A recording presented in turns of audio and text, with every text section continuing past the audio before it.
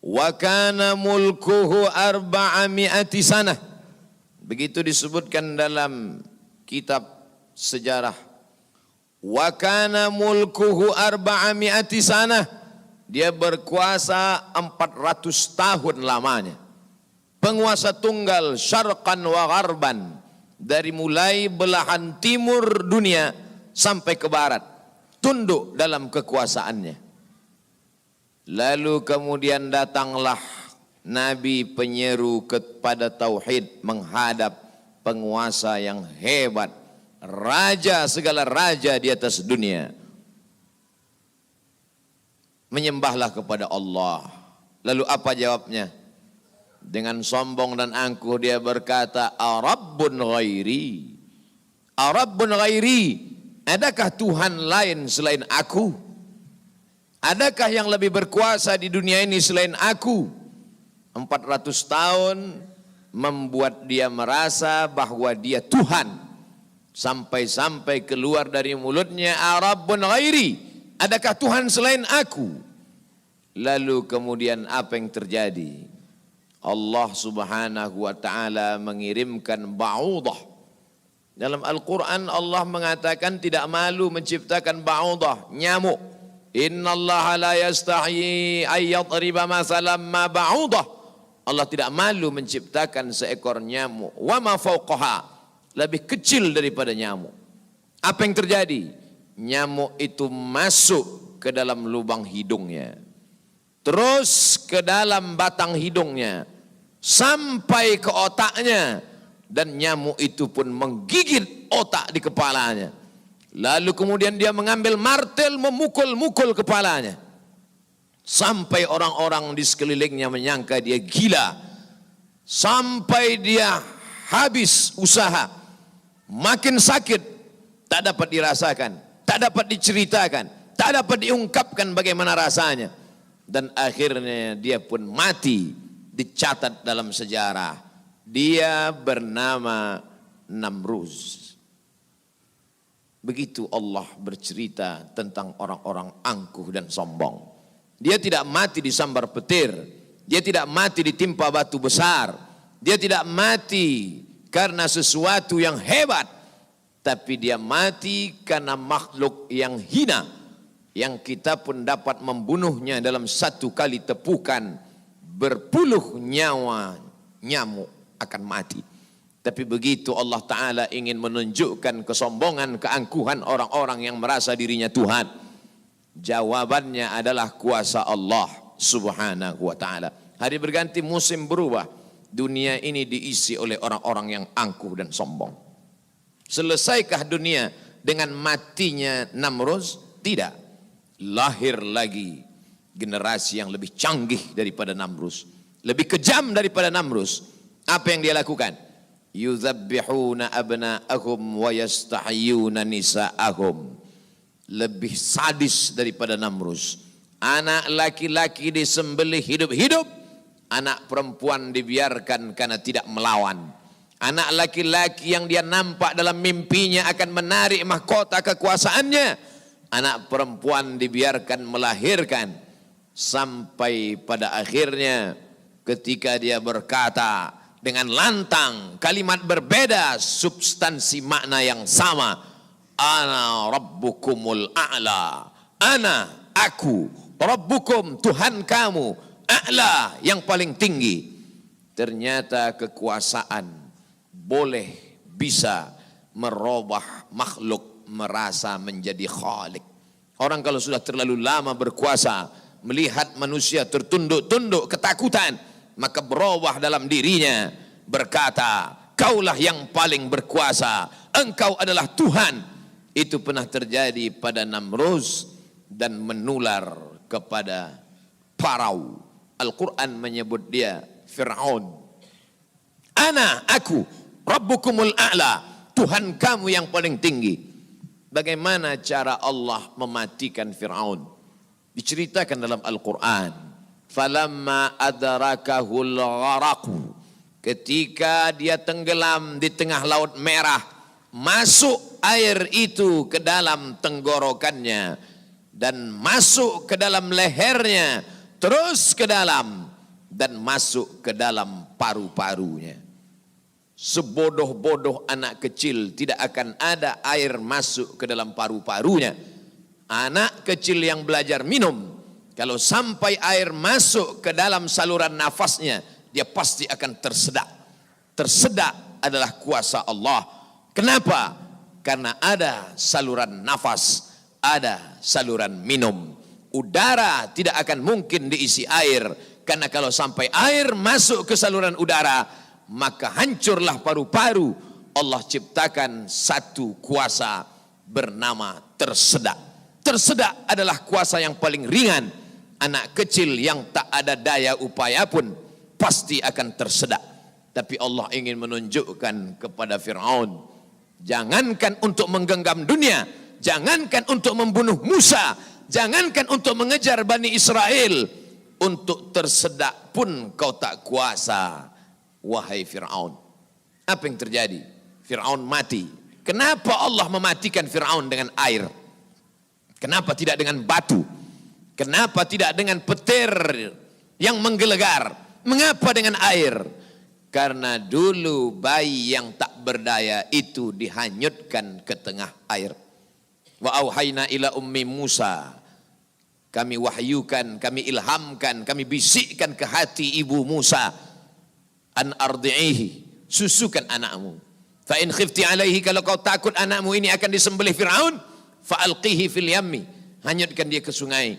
La takhafi, jangan kau takut, wala tahzani, jangan kau sedih, inna radduhu ilaiki, kami akan mengembalikannya kepada engkau sesuai dengan cerita yang kami kehendaki. Wa ja'iluhu minal mursalin, dan kami akan menjadikan dia salah satu daripada rasul yang kami pilih. 5 di antara rasul itu, salah satunya adalah Musa alaihi salam. Musa, bayi yang tak berdaya, dicampakkan ke laut, dicampakkan ke sungai Nil, selamat.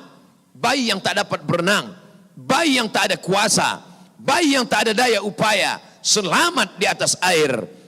Tapi penguasa, raja di atas raja, segalanya bukti-bukti kuasanya sampai hari ini menjadi bukti. Satu di antara 7 keajaiban dunia adalah piramid yang dibangun oleh Fir'aun.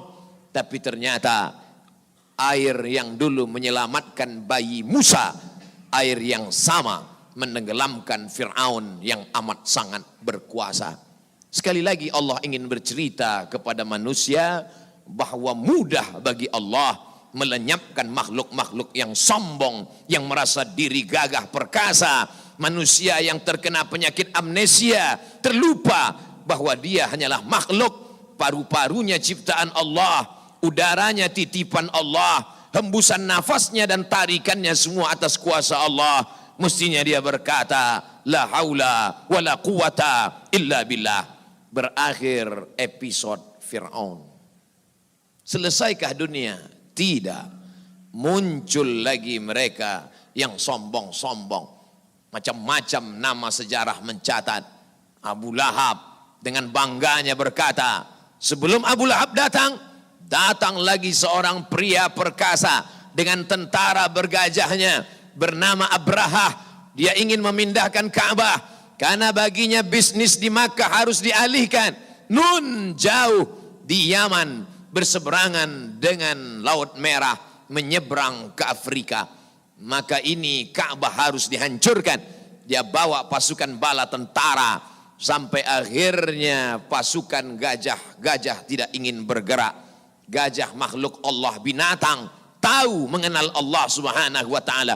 Dia paksa gajah itu berdiri dengan pawang-pawangnya. Akhirnya gajah itu berjalan karena amat sangat terpaksa dan di bawah tekanan. Sampai akhirnya apa yang terjadi?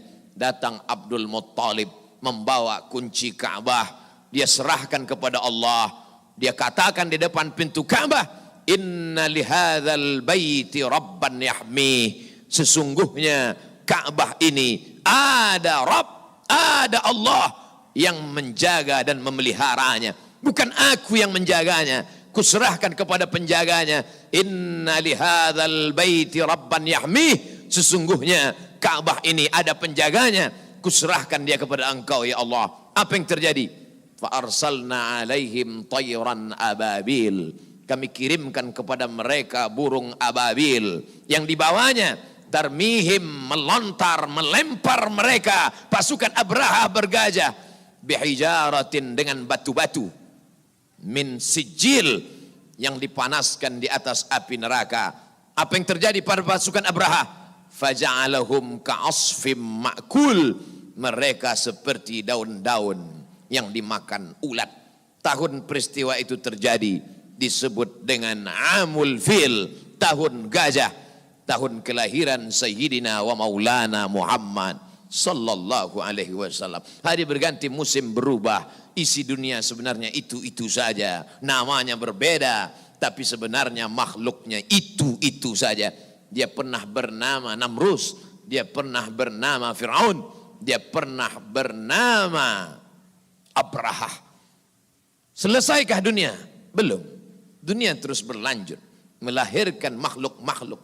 Ada yang rendah hati dan tawadu, ada yang zuhud dan ridha, ada yang mencari kemuliaan Allah, ibtigha'a mardatillah. Tapi ada yang dititipkan harta dan kuasa.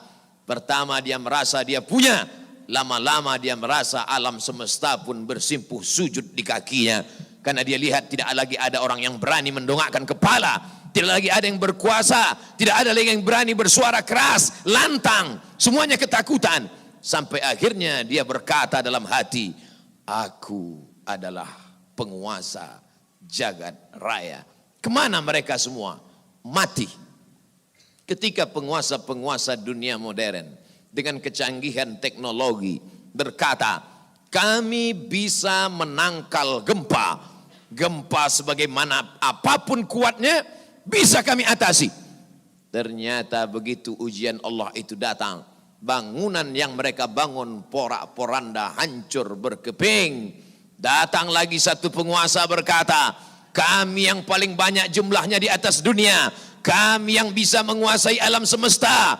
Mana itu Tuhan? Mereka tak pernah mengenal Tuhan, karena mereka adalah komunis, karena mereka adalah ateis. Bagi mereka agama itu hanyalah candu.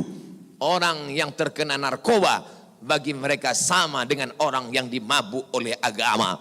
Karena bagi mereka agama ini hanya opium saja. Manusia yang stres, manusia yang depresi, lalu dia menjalankan agama. Agama bertentangan dengan komunis, agama bertentangan dengan keyakinan ateis. A tidak, T Tuhan, is keyakinan ateis, keyakinan yang meyakini tidak ada Tuhan. Mana itu Tuhan? Tidakkah kita melihat ucapan mereka sama seperti ucapan Fir'aun, yang keluar dari mulut mereka sama seperti yang keluar dari mulut Namrus? Mana kuasa Allah? Allah mengirimkan bakteri-bakteri kecil, kuasa itu pun roboh, hancur berkeping. Barakallahu li wa lakum fil Qur'anil azim, wa nafa'ani wa iyyakum bima fihi minal ayati wa dzikril hakim, wa taqabbala minni wa minkum tilawatahu innahu huwal ghafurur rahim.